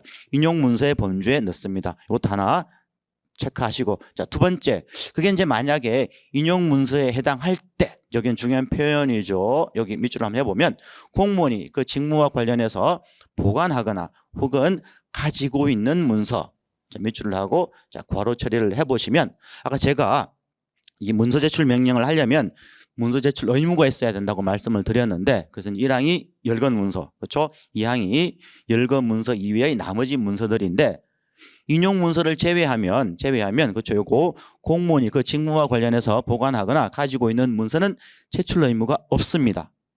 근데 유일하게 인용 문서인 경우는 설사 공무원이 그 직무와 관련해서 보관하거나 가지고 있는 문서여도 뭐가 있다? 제출 의무가 있어요. 즉 문서 제출 명령의 대상이 될 수가 있습니다. 얘가 유일합니다. 자, 수업 시간에 조심하라고 몇 번이나 강조를 했죠. 그래서 이 지문을 보시면 문서 제출 의무가 있다라고 했으면 모르는 지문이 될 텐데 있다고 볼 수 없다. 즉 없다고 했기 때문에 그렇죠. 보기 1번도 옳지 않은 지문이 되는 겁니다. 자, 다음 보기 2번을 보도록 합니다. 자, 문서 제출 명령을 했더니 불응합니다. 그럼 두 가지 경우가 있을 수 있겠죠. 그 불응한 사람이 당사자인지 혹은 제3자인지. 자, 제3자면 뭐예요? 제3자면 과태료를 부과를 하죠. 하지만 문서 제출 명령에 따르지 아니한 자가 만약에 당사자라면 그때는 제재 규정이 어떻게 되어 있습니까? 상대방이 문서에 관해서 주장한 사실을 진실한 것으로 인정할 수 있다. 즉 당사자의 경우는 과태료가 아니죠. 그래서 여기 보기 2번도 옳지 않은 지문이 되겠습니다. 자, 계속해서 보기 3번 봅니다. 현재 보기 3번의 취지는 이거예요. 자, 당사자가 어떤 증거에 대해서 증거 조사를 해달라고 증거 신청을 했을 때 자, 법원은 증거 조사를 할지 증거 조사를 하지 않을지 결정을 하죠. 그걸 증거 채택 결정, 부채택 결정이라고 하는데 자, 당사자가 증거 신청을 했다고 해서 다 증거 조사합니까? 아니죠. 자, 법원은 필요성도 따지고 그 사건과의 관련성도 따진다 그랬죠. 따라서 자, 문서 제출 신청을 했지만 법원이 봤을 때 서정으로 필요하지 않다고 판단이 되면 그때는 부채택 결정을 할 수도 있습니다. 그래서 이제 보기 3번이 옳은 지문. 그렇죠. 딱 읽어보셔도 어디 옳지 않은 구석이 없죠. 자, 다음 보기 4번을 보도록 하겠습니다. 이것도 이제 상식적으로 접근하시면 되겠죠. 자, 문서 제출 신청이 문서 전부가 아니고 그렇죠. 그 중에 일부에 동그라미를 해보시면 일부에 대해서만 이유가 있다고 인정이 됩니다. 그럼 당연히 어떻게 해야 되겠습니까? 문서 일부에 대해서만 제출 명령을 해야겠죠. 근데 이 지문은 전부라고 했기 때문에 보기 4번도 옳지 않은 지문. 딱 봐도 상식에 어긋난다 라는 생각이 들죠. 그래서 문제 16번의 정답 지문은 보기 3번이 되겠습니다. 문제 10번, 16번도 여러분 좀 어렵게 느꼈다고 생각되는 지문은 보기 1번이 될 수가 있는데 이것도 이제 제가 수업 시간에 좀 많이 강조를 했기 때문에 열심히 들었던 분들은 조금 정답을 찾는 데는 문제가 없었다고 생각을 해요. 자, 다음 문제 17번 보도록 할게요. 자, 문제 17번은 소의 객관적 병합. 다른 말로 하면 뭐예요? 청구 병합이 되겠죠. 청구 병합에 관한 다음 설명 중 가장 옳지 않은 것은 자, 보기 1번. 자, 재심의 소 뭐예요? 형성의 소죠. 자, 형성의 소하고 거기에 병합해서 형성의 소가 인용될 것을 대비해서 이행의 소를 병합해서 제기할 수 있느냐. 자, 안 된다는 게 우리 판례 입장이었죠. 그래서 옳은 지문.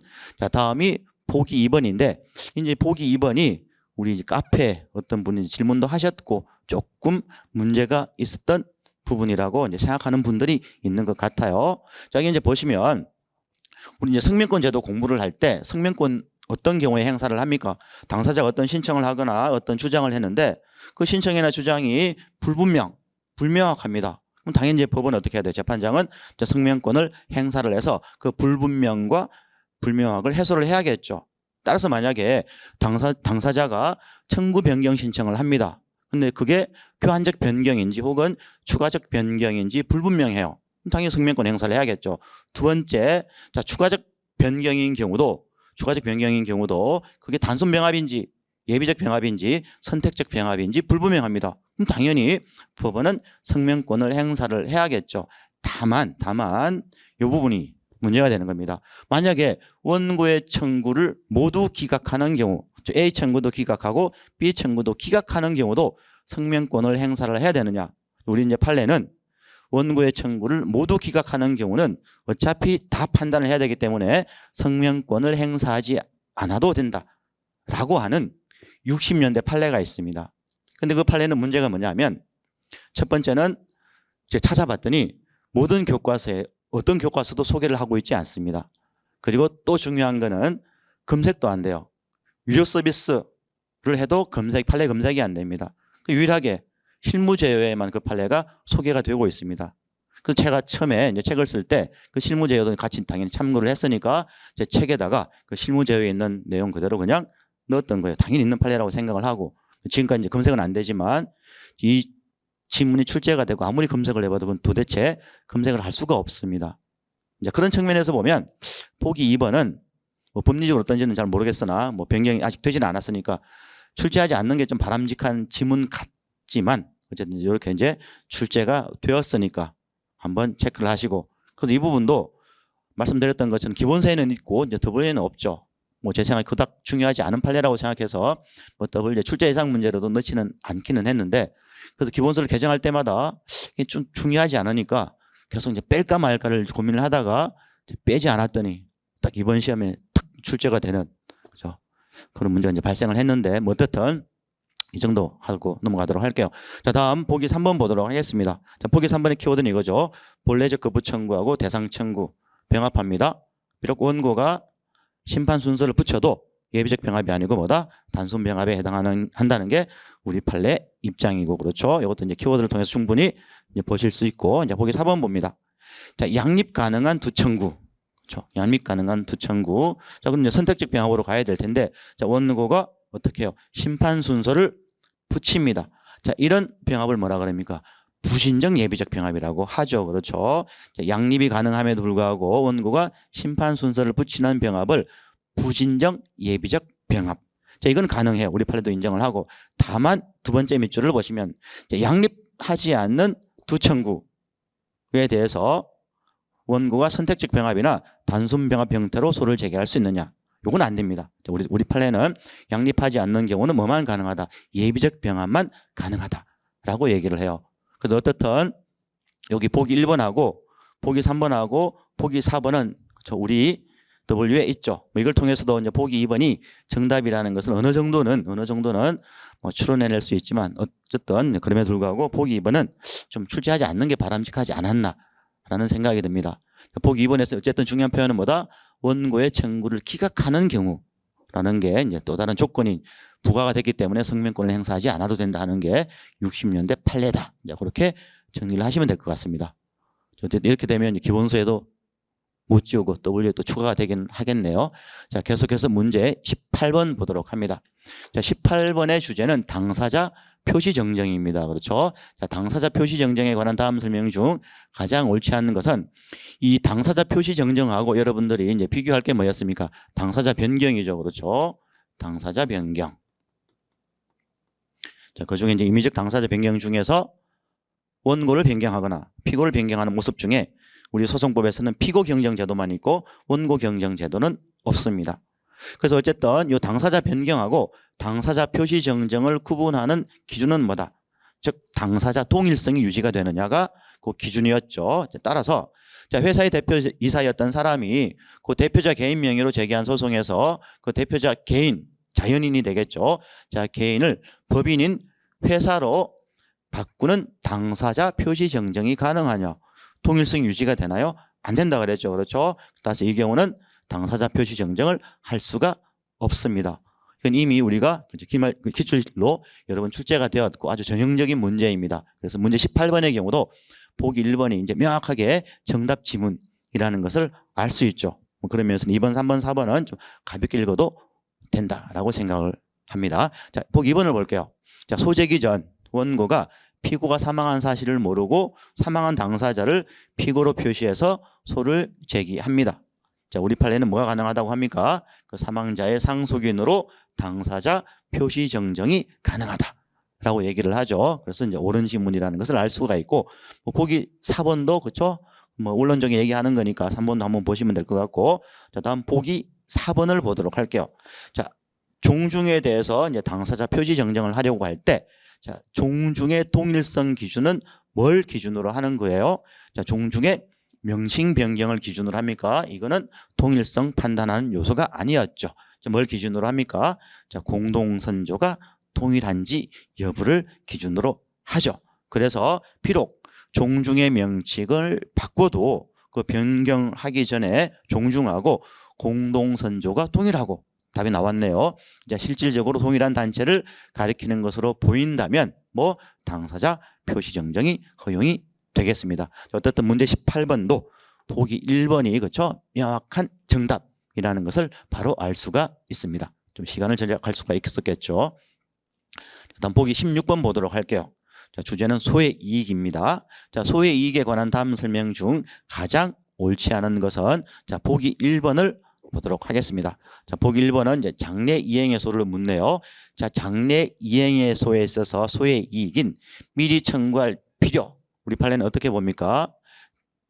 조건이 성취가 되거나 혹은 이행기가 도래해도 채무자의 임의 이행을 기대할 수 없을 때 뭐가 있다고 봐요. 그때 미리 청구할 필요가 있다라고 보죠. 뭐가 아니다. 요거죠. 채무자의 무자력으로 말미암아서 뭐 집행이 곤란해진다는 사정이나 이행 불능에 빠질 사정. 자, 요것만으로는 뭐 미리 청구할 필요가 있다고 할 수 없다는 게 우리 판례 입장. 이것도 이제 많이 다뤘던 지문입니다. 자, 다음이 보기 2번. 이건 이제 판례가 바뀌었죠. 그렇죠. 예전에 좀 따졌는데 지금은 따지지 않아요. 자, 이혼으로 혼인 관계가 이미 해소가 되었습니다. 남남이잖아요. 자, 그럼에도 불구하고 혼인 무효 확인 해소를 제기할 수 있느냐? 그렇죠. 혼인 관계는 이미 과거의 법률 관계였으니까 얼핏 생각하면 혼인 무효 확인 해소를 제기할 소의 이익이 없을 것 같지만 혼인 무효는 뭐가 있다? 그렇죠. 이른바 소급표라는 게 있습니다. 그래서 혼인 무효 확인 해소를 구할 확인의 이익이 있다는 게 정리된 우리 판례 입장이죠. 그래서 보기 2번이 옳지 않은 지문이라는 걸 알 수 있죠. 정답을 찾아내는 데는 그닥 어려움이 없다라고 생각을 합니다. 문제가 되는 게 물론 이제 정답 지문이 보기 2번이니까 뭐 그닥 문제는 없긴 한데 자, 보기 3번입니다. 요거. 이건 주식회사 법에서 회사법에서 다루는 내용입니다. 그러니까 이게 보기 3번의 경우가 변호사 시험에 나온다면 그건 뭐 문제가 없는데 우리 시험에서는 상법이 들어가지가 않잖아요. 그래서 그런 측면에서는 이제 보기 3번은 출제하지 않는 게 좀 좋겠지만 이미 어쨌든 출제가 되었죠.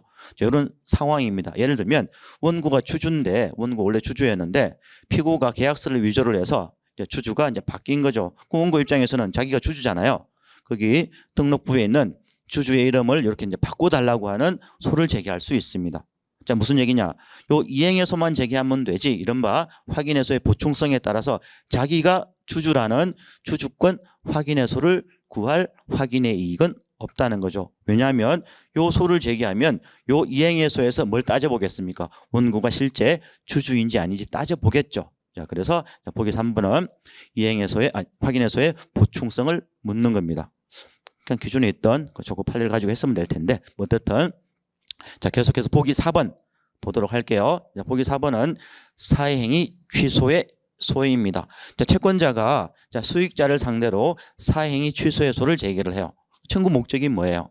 자, 채무자에서 수익자 명의로 넘어간 그 재산을 다시 뭐 채무자 명의로 복귀시키는 게 청구의 목적인데 두 번째 줄에 보시면 자, 소송 계속 중에 밑줄 친 부분이죠. 자, 사회행위가 해지되어서 채권자가 그 사행위 취소에 의해서 복귀를 구하는 재산이 이미 채무자에게 복귀가 되었죠. 이 지문도 보시면 친절하게 정답을 그렇죠. 친절하게 이게 옳은지를 알 수가 있습니다. 그렇죠? 이 소송의 청구 목적은 이미 실현이 되었다. 그렇죠? 딱 읽어보는 순간 자, 보기 4번은 옳은 지문이라는 것을 알 수가 있죠. 어떻든 19번의 경우도 이미 우리가 한번 그렇죠. 변호사 시험 기출 해설할 때도 다루었죠. 자, 보기 2번이 정답 지문이라는 것을 바로 알 수가 있습니다. 자, 계속해서 문제 20번 보도록 할게요. 이제 20번은 소송행위입니다. 자, 소송행위에 관한 다음 설명 중 가장 옳지 않은 것은 먼저 이제 보기 1번을 보시면 이 지문도 한 15년 전에 한번 출제가 되었다가 딱 15년 만에 다시 출제가 되었습니다. 자, 소송행위에는 민법상 표현대리 규정이 적용되지 않죠. 이것도 이제 보셨고 다음 보기 2번 보도록 할게요. 이른바 항변권 발생설을 취하는 판례라고 보시면 되겠죠. 자, 항소인 피항소인 사이에 항소 취하 합의가 있습니다. 근데 항소인이 항소 취하서를 제출하지 않았을 때, 즉 소송상 합의를 위반했을 때 그때 상대방 당사자는 뭘 할 수 있다? 항변으로 주장할 수 있고 그렇게 되면 법원의 판단 방법이 뭐다? 항소심 법원은 항소에 이익이 없다고 봐서 항소를 각하면 되는 거죠. 뭐하고 똑같아요? 자, 소취하 합의가 있음에도 불구하고 소취하서가 제출되지 않으면 법원은 소의 이익, 즉 권리보호 이익이 없다고 보아서 소를 각하하는 게 원칙이다 하고 똑같아요. 그렇죠? 그렇게 다루었고, 자, 다음이 보기 3번. 이게 이제 정답 지문인데 뭐 어떻든 할 말은 많지만 하지는 않겠습니다. 그렇죠? 이러면 이제 뭘 묻는 겁니까? 요거 당사자의 경정권 제도가 요거죠. 당사자의 경정권. 누가 경정하는 겁니까? 당사자가 경정하는 거죠. 그거 어떻게 바꿔야 돼요? 소송 대리인의 사실상 진술은 누가? 당사자가 이를 곧 취소하거나 경정하는 때에는 그 효력을 잃는다. 왜? 당사자의 경정권 제도이기 때문에. 그렇죠. 어떻든 보기 3번 말 안 한다고 했으니까 넘어가도록 하겠습니다. 자, 다음 보기 4번 보도록 할게요. 자, 대표자 자격이 없는 비법인 사단의 대표자, 이른바 무권 대표자 혹은 무권 대리인의 소송 행위 뭐예요? 유동적 무효입니다. 그렇죠? 따라서 자, 유동적 무효이기 때문에 뭐가 가능해요? 추인이 가능하고, 이제 키워드 보셔도 충분하다 그랬죠. 자, 추인을 하면 뭐가 있다? 소급표가 있고, 어느 심급에서도 가능해요. 상고심에서도 가능하다. 요 보기 4번도 많이 다루었던 지문입니다. 어쨌든 보기 3번 자, 넘어갑니다. 자, 다음 계속해서 문제 21번 보도록 할게요. 자, 문제 21번은 이제 재심이죠. 그렇죠? 자, 재심에 관한 다음 설명 중 가장 옳지 않은 것은 자, 보기 1번. 보기 1번의 경우도 보시면 실제 주된 쟁점은 뭡니까? 공동소송적 보조참가인하고 피참가인 사이에는 어떤 관계가 있는지가 주된 쟁점인데 이 재심 하나 들어가 있다고 해서 여기 재심이라는 문제 이렇게 넣어버렸는데 어쨌든 이제 보도록 합니다. 자, 재심의소에 여기 공동소송적 보조참가인하고 피참가인은 자, 둘은 어떤 관계에 있습니까? 유사, 그렇죠? 필수적 공동소송인 관계에 있죠. 자, 앞에도 이제 비슷한 취지의 지문이 하나가 있었는데, 자, 필수적 공동소송인 관계에 있으면 그 공동소송인 중에 한 사람의 소송 행위는 유리한지 불리한지를 따지죠. 그렇죠? 자, 그래서 이제 이 경우는 이제 세 가지 사안이 있었죠. 키워드를 보셔도 충분하다 그랬습니다. 그래서 첫 번째, 자, 소를 취하는 경우, 이거는 유불리와 무관한 소송행위라고 말씀을 드렸죠. 그래서 보조 참가인의 동의 없이도 소는 취할 수 있습니다. 그렇죠? 자, 그래서 소를 취하를 하는 것은 가능해요. 자, 하지만 자, 재심의 소 취하는 어때요? 이건 불리한 소송 행위입니다. 그래서 재심의 소를 취하를 하는 것은 불리한 소송 행위니까 못하고, 또 하나가 사안이 있었죠. 뭐예요? 상소 포기나 상소 취하. 이것도 불리한 소송 행위이기 때문에 못합니다. 그래서 이 경우는 우리가 세 가지 사안을 잘 정리를 하셨죠. 이제 재심의 소니까 뭐 취하할 수가 없습니다. 동의가 필요하죠. 그래서 문제 21번도 빠르게 정답 지문이 보기 1번이라는 것을 알 수가 있습니다. 자, 계속해서 보기 2번을 보도록 할게요. 자, 재심의 소 아무 때나 제기할 수 있습니까? 아니죠. 재심 기간이라는 게 있죠. 자, 30일, 5년. 한번 보시면 될 것 같고. 자, 다음 계속해서 보기 3번. 이것도 우리가 수업 시간에 정확하게 다루었죠. 자, 항소심 사건에 대해서, 항소심에서 사건에 대해서 자, 본안 판결을 했을 때, 이른바 항소가 기각되었을 때라고 말씀을 드렸죠. 자, 그때는 1심 판결에 대해서는 재심의 소를 제기할 수 없고, 어떻게 해요? 항소심 판결에 대해서만 재심의 소를 제기할 수 있습니다. 자, 근데 재심 원고가 실수로 재심의 소를 어디다가 1심에다가 1심 판결을 대상으로 해서 재심의 소를 제기를 했을 때 그 처리 방법이 뭐예요? 그때는 1심 법원은 재심 관할 법원인 항소심 법원에 어떻게 한다? 이송으로 처리를 하죠. 이게 뭐하고 차이점입니까? 상소장을 원심 법원에 제출하지 않고 상소 법원에 잘못 제출한 경우하고의 비교였죠. 그렇죠. 그 경우에는 기록 송부, 하지만 이 경우에는 뭐다? 이송으로 처리한다고 말씀을 드렸죠. 그래서 이송은 소급표가 있으니까 재심 제기 기간 준수 여부는 언제를 기준으로 하는 겁니까? 1심 법원에 재심의 소를 제기했을 때를 기준으로 한다 하는 것까지 같이 좀 정리를 하시면 되겠죠. 자, 다음이 보기 4번. 그렇죠. 이건 이제 더 볼 일은 없지만 충분히 이게 옳은지 옳지 않은지는 상식선에서 알 수가 있겠죠. 자, 보세요. 자, 여기 이제 보시면, 자, 상고 이유서 제출 기간이 있죠. 자, 상고 이유서는 자, 소송 기록 접수 통지서를 받은 날부터 20일 이내에 제출을 해야 되는데, 근데 보도록 할게요. 자, 우체국 집배원의 배달 착오. 답이 나왔네요. 그렇죠? 요거 우체국 집배원의 배달 착오에 기해서 상고인이 소송기록 접수 통지서를 송달받지 못하는 바람에 상고이유서 제출 기간 20일 이내에 상고이유서를 제출하지 못합니다. 상고인에게 돌을 던질 수 있습니까? 안 되겠죠. 불복할 수 있게 해야겠죠. 그래서 이 경우에는 뭐 재심해소를 제기할 수 있습니다. 그리고 이제 준용하는 게 3호 즉 대리권의 흠결 등의 규정을 준용해서 재심해소를 제기할 수 있다는 게 우리 판례의 입장. 지극히 당연하죠. 상고인 잘못이 아니니까. 자, 그 정도 체크하시고 다음 22번 보도록 할게요. 제소금지 원칙에 관한 다음 설명 중 가장 옳지 않은 것은, 자, 정답 지문은 1번인데 자, 요 지문도 어때요? 지금까지 한 번도 출제가 되지 않다가 이번에 처음 출제가 되는 건데 요 지문의 경우는 어쩔 수가 없습니다. 특별하게 근거가 있는 게 아니기 때문에 학설도 갈리거든요. 우리 판례 입장을 그냥 그대로 이해하시면 되겠죠. 여기 보시면 변론 종결 후에 특정 선계인이 포함되지 않느냐. 우리 판례는 포함이 된다라고 봐요. 자, 이것도 이제 아까 말씀드렸던 것처럼 한 번도 출제는 되지 않았지만 W 해설 부분에 들어가 있죠. 그래서 늘 말씀드렸잖아요. 해설도 꼼꼼하게 보셔야 된다고.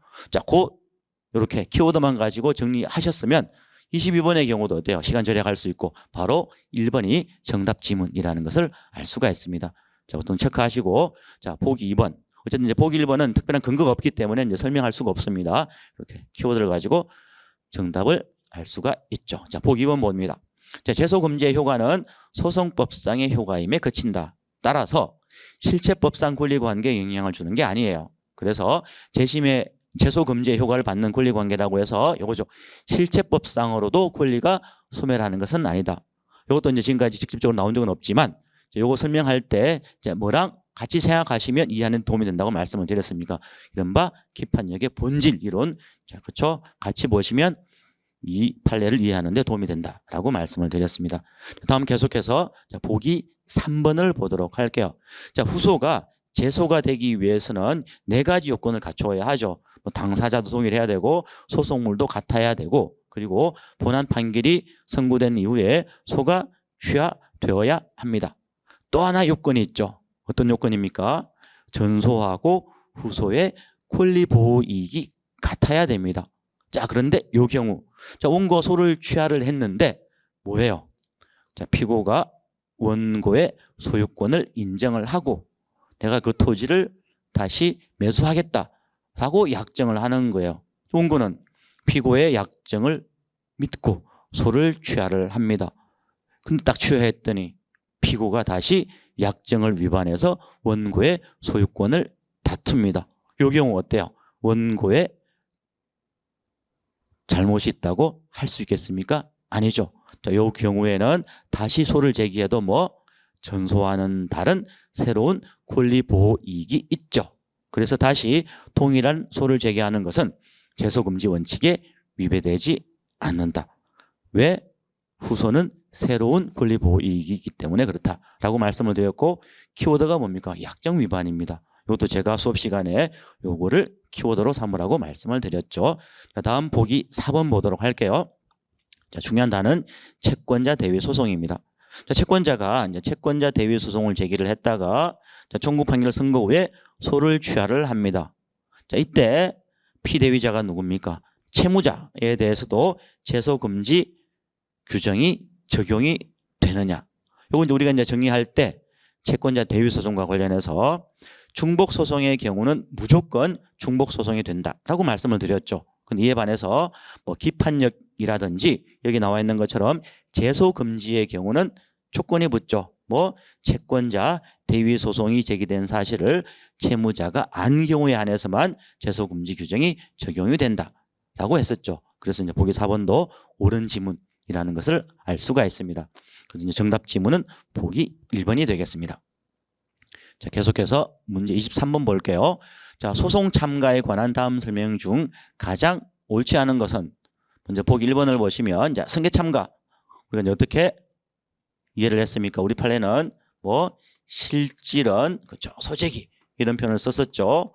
그래서 참가 요건에 흠이 있다. 뭘로 취급을 하는 겁니까? 소송 요건에 흠이 있는 것처럼 취급을 하죠. 그래서 참가 요건에 흠이 있을 때는 판결로 참가 신청을 각하하여야 한다. 어떻게 하면 안 돼요? 재판장의 명령으로 했다고 하면 위법하다까지 정리를 했고, 자, 다음 보실 게 보기 2번입니다. 자, 독립당사자 참가 소송. 뭐예요? 합일 확정 소송입니다. 그렇죠?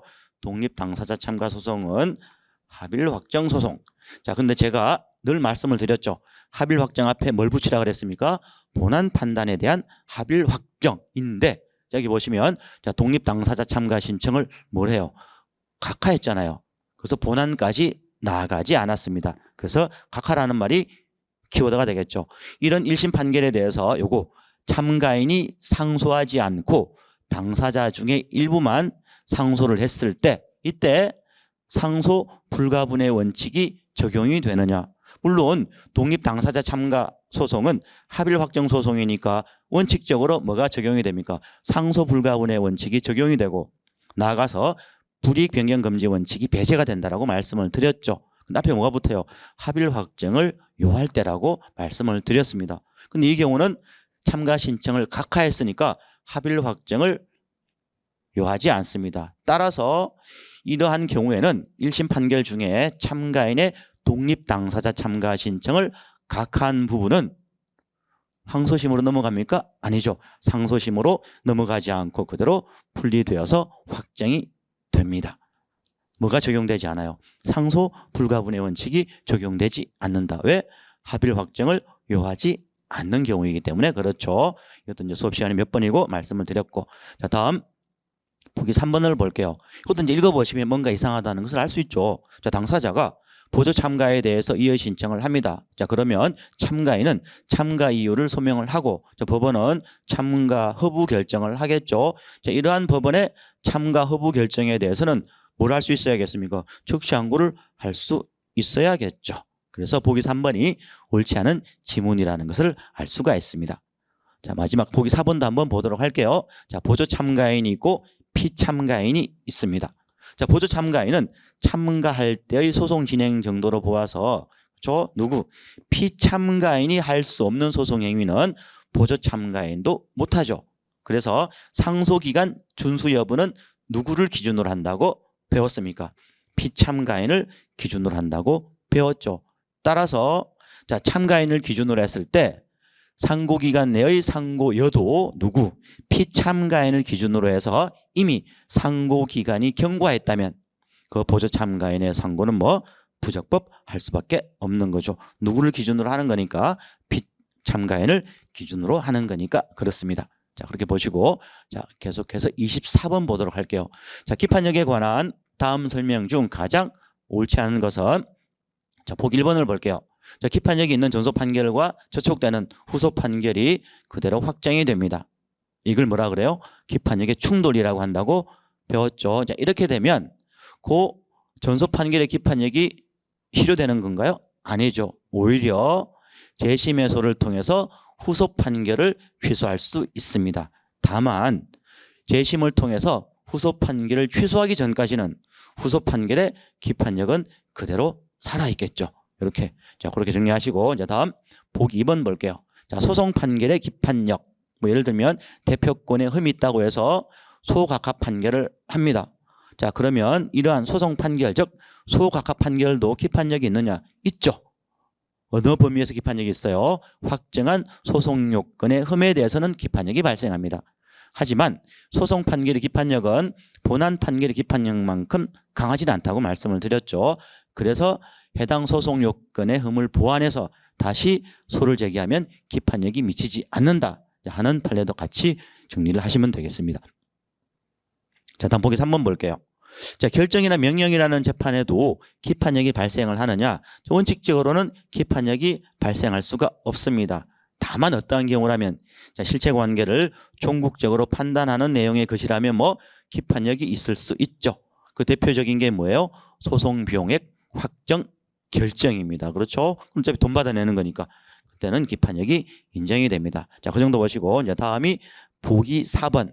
자, 이제 보기 4번은 뭘 묻는 거다? 기판력의 객관적 범위를 묻는 거죠. 그렇죠? 기판력의 객관적 범위. 자, 어디에서만 기판력이 발생해요? 주문에 포함된 소송물인 권리관계에 대해서만 기판력이 발생합니다.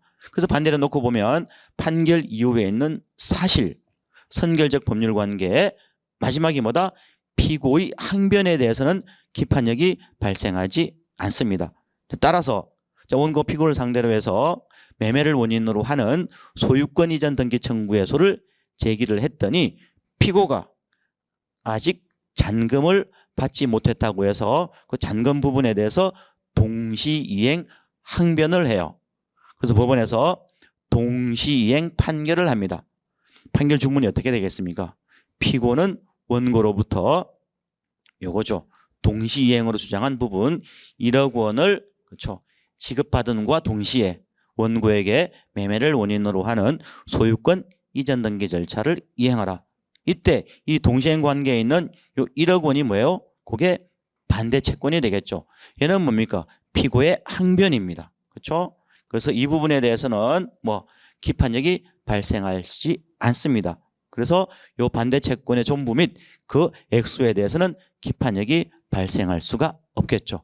그게 보기 4번입니다. 그렇죠? 그래서 얘는 기판력이 객관적 범위를 묻는 거다. 자, 그렇게 정리하시면 되겠습니다. 자, 여기는 24번이고 이제 마지막 하나가 남았네요. 자, 25번 보도록 할게요. 자, 25번은 주제가 소송 대리인입니다.